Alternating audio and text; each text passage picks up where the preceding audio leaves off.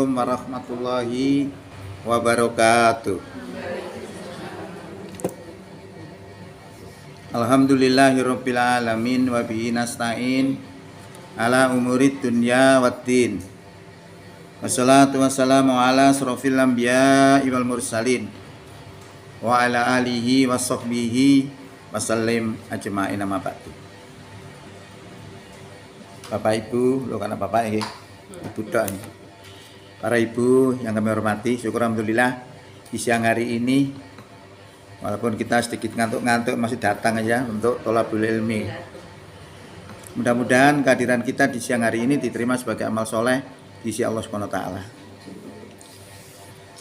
Ada beberapa hal yang kami sampaikan terkait kemuhammadiyahan juga al-Islam ya. Muhammadiyahan nanti kita sampaikan mudah-mudahan cukup waktunya. Terkait dengan gagasan politik Muhammadiyah dan Indonesia berkemajuan. Enten Islam berkemajuan, enten Indonesia berkemajuan. Islam berkemajuan yang dipahami oleh Muhammadiyah itu didasari oleh 5 pondasi. Pertama, harus bertauhid murni. Yang kedua, memahami Al-Quran dan Sunnah secara mendalam. Yang 3 itu kurang lebih terkait dengan hubungan sosial kita kepada masyarakat. Tapi belum kita lihat. Tapi intinya yang paling mendasar itu di situ tadi. Kemudian kalau Indonesia berkemajuan itu terkait bagaimana politik kita, bagaimana hukum kita, bagaimana sosial budaya kita, itu diharapkan baik semuanya. Nanti akan saya sampaikan, tapi nggak banyak-banyak, karena untuk membagi waktu. Nanti yang kedua, al-Islamnya adalah terkait dengan Maulud Nabi. Maulud Nabi ini sekarang banyak diperingati oleh umat Islam, tapi sekarang kita bandingkan Maulud Nabi sekarang dengan Maulud Nabi yang dulu itu beda. Kalau awal-awal Maulud Nabi itu sebenarnya dilakukan pada tahun 1100 berapa gitu ya. Itu zamannya Salahuddin Al-Ayyubi. Nah, pemerintahan Salahuddin Al-Ayyubi ini saat itu umat Islam diperangi oleh tentara Kristiani yang terkenal dengan perang salib. Diperangi dengan perang salib. Nah, saat itu umat Islam itu lemah. Lalu diperingatilah sejarah perjuangan Nabi. Dengan tujuan apa?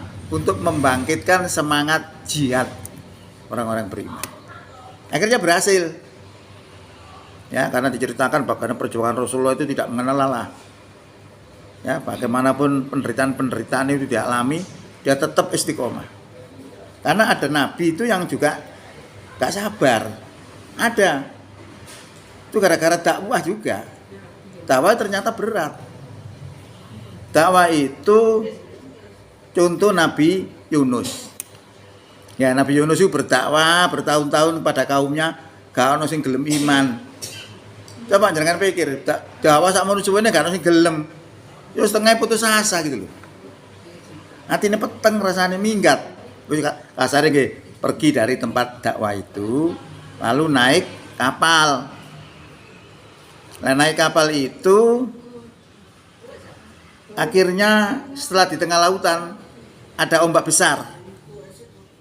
Ombak besar ini akhirnya kapal itu mau tenggelam.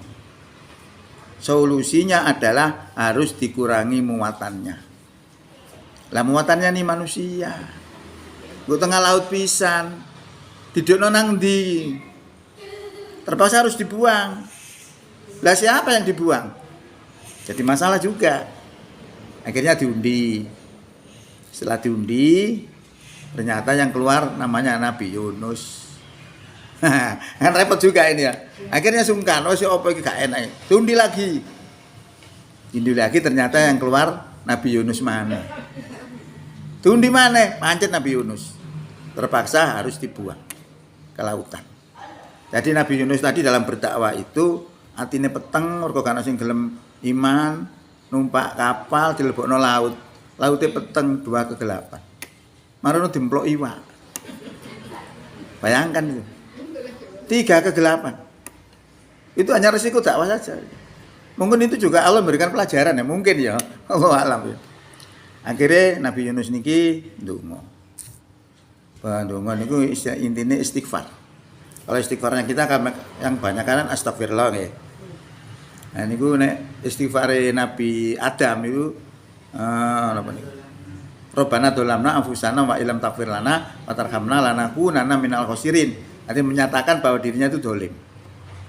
Karena melanggar apa? Melanggar kalau makan buah kul dimakan, ya, melanggar. Akhirnya terusir. Akhirnya dia menyesal, dungo menyatakan kedoliman. Nah Nabi Yunus ini juga seperti itu istighfarnya. La ilaha illa anta. Tidak ada Tuhan kecuali Engkau. Subhanaka. Maha suci Engkau. Ini kuntu minat dolimin, sesungguhnya aku termasuk orang yang dolim. Kira-kira marin dungo niku iwake kepanasan kira-kira. Minggir nang lautan dilepeh. Selamat Nabi Yunus. Nah ini sorone perjuangan sampai seperti itu. Nabi Muhammad juga sama. Nabi Muhammad itu dalam berjuang ya sama. Diperlakukan tidak baik, dikucilkan, diembargo.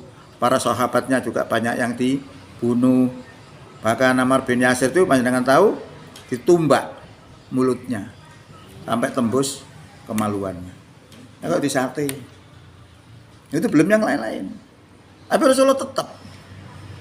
Sampai Rasulullah itu juga pernah mau dibunuh. Tapi diberi pertolongan oleh Allah masuk dalam gua.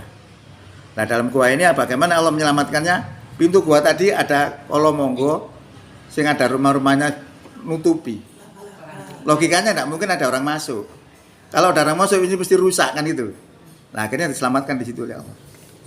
Itu salah satu contoh. Sehingga dengan kegigihan Rasulullah dalam berdakwah itu akhirnya apa? Pemerintah Quraisy itu gerah. Bingung. Ya apa isane Rasulullah itu Muhammad mandek dalam dakwah ditawari. Pokoknya gelem mandek dakwahi tak kei njaluk apa? Takhta, tak kasih takhta. Harta tak kasih harta, wanita tak kasih wanita. Kira-kira nek awak dhewe ditaring ngene nggih bingung kok nggih. Tak dadekno lurah bareng 20 juta misalnya. Durung ceperane lele-leleane kata bingung lho. Enggak, kita juga tidak apa-apa karena belum diuji. Panjenengan tahu namanya Nabi Pak itu ulama Bal'am itu. Orang kurang apa? Dekatnya kepada Allah kayak apa? Dungone makbul. Akhirnya hancur karena apa? Disuap. Lu bisa kena loh. Ya kita itu karena belum tidak dihadapkan itu. Dihadapkan itu belum tentu loh. Sekarang aja misalnya wis kon coblosen wong kafir. Jabasno orang Yahudi misalnya atau Nasrani. Entah kayak duit 3 juta. Mikir. Gitu. Karena kita tegar masih belum dihadapkan. Yang dihadapkan belum tentu. Nah itu Rasulullah apa jawabnya?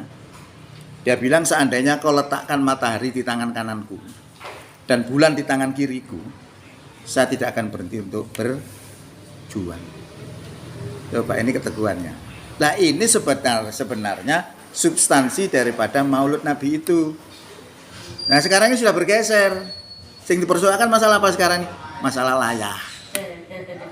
Surat dinawan itu layai 5.000. Ngono kae. Biyen ngono zamane Pak Ut biyen.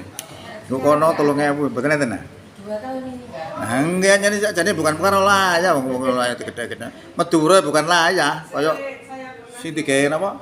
Wewe niku isine berkat-berkat kabeh. Tapi bentuknya toko plastik ngoten. Jadi beda-beda ajarannya. Jadi substansinya sudah bergeser. Sekarang ini banyak orang memperingati Maulid Nabi tapi apa? Hukumnya diinjak-injak. Okay. Ada artinya, berarti substansinya tidak kena. Nah itu perbedaan kita dulu dengan sekarang. Sekarang menjadi seremonial saja. Substansinya hampir tidak ada. Orang mempermasalahkan masalah hukum itu bid'ah tanda. Sebenarnya tidak penting loh. Karena apa? Nek perkara milad maulud itu kan hari kelahiran tuh. Muhammadiyah itu hari kelahiran, milad nih. Sebentar lagi akan diperingati milad itu. Lu kok oleh ya maulud Muhammadiyah lahir kok diperingati? Loh, Nabi kok gak oleh pemani kan? Masalah. Kita memperingati hari kemerdekaan Republik Indonesia, lo oleh. Gitu. Padahal Nabi sendiri itu Nabi Natal ya. Natal itu kan peringatan kan. Hari kelahiran Nabi Isa. Okay. Cuma istilahnya beda. Nek Natal di situ yang dimaksud Natal di situ adalah menurut orang Islam itu adalah Nabi Isa, tapi menurut mereka disebut Yesus. Yang Yesus ini dianggap sebagai anak dari Allah. Maka di dalam doktrin Trinitas itu ada 3 Tuhan, Tuhan Bapa, Tuhan Ibu, Tuhan Anak. Kalau kita mengucapkan selamat Natal, itu artinya adalah membenarkan doktrin mereka. Kalau kita misalnya mengucapkan selamat hari kelahiran Nabi Muhammad, ya tidak salah. Selamat atas hari kelahiran Nabi Isa, ya tidak salah. Apakah Quran ada yang mengatakan bahwa Maulid Nabi itu bukan Maulid Nabi, hari kelahiran seorang nabi itu juga dinyatakan selamat? Siapa yang tahu? Ada enggak ayatnya? Ada yang bawa Quran ya? Terjemah monggo dibaca. Surat 19. Oke. Surat 19 ayat 33. Baca ini enggak apa-apa. Dan kesejahteraan semoga dilimpahkan kepadaku pada hari aku dilahirkan, pada hari aku meninggal, dan pada hari aku dibangkitkan kembali. Nah, selamat hari aku dilahirkan. Enggak? Artinya. Nggih. Ayat 33 surat 19. Surat Maryam.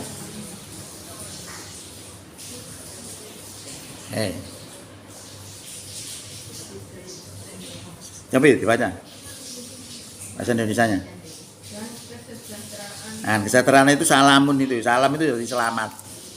Jadi kesejahteraan, monggo boleh. Semoga dilimpahkan kepadaku. Ini ku omongin Nabi Isa. Terus? Nggih. Nggih. Nah, ini gue ngomongin Nabi Isa. Selamat atas hari kelahiranku. Selamat atas hari aku dimatikan. Selamat atas hari aku dibangkitkan hidup kembali. Boleh. Tidak ada yang melarang itu. Kalau kita tidak boleh mengucapkan Natal itu karena yang dipahami selamat Natal itu adalah kelahiran Yesus yang dianggap sebagai anak Tuhan. Nah, kalau kita ucapkan itu berarti membenarkan doktrin mereka. Gitu loh. Ini jadi intinya sebenarnya tidak ada masalah. Prinsip beragama panjenengan boleh melakukan apa saja kecuali dilarang. Panjenengan sembojong ini dilarang apa enggak?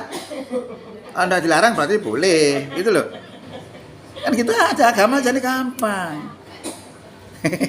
Hati ini seperti itu.